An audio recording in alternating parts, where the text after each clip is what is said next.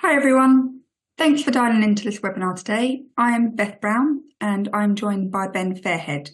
We are both partners at ARC Pensions Law. I focus on pensions law and Ben is a litigator. Today we're going to talk about pension transfers and scam.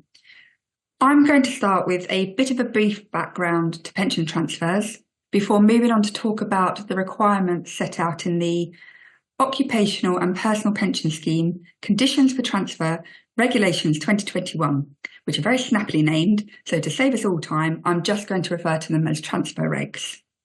I'll then hand over to Ben, who will cover some common pitfalls arising during the pension transfer process and talk through some pension scam examples. I'll then briefly talk about how to reduce the risk of pension scams, and Ben will finish off with some relevant pensions ombudsman cases. So on that note, let's get started with the background. I'm not going to spend too long on this slide at all. I just want to briefly talk about the evolution of pension scams.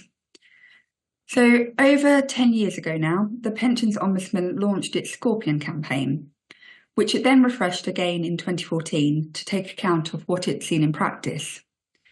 The Scorpion campaign was designed to emphasise that pension savers should not be stung, like a scorpion sting, by pension scams, because if they do fall victim to scams, they can lose their entire pension savings, and they can also be hit with a tax charge of up to 55% of the value of the transfer payment if it's unauthorised.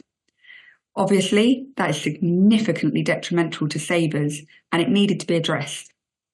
The Scorpion campaign does give some real-life scam examples, and the pensions regulator also encouraged trustees to educate members, for example, by sending members regular and clear information about pension scam risks.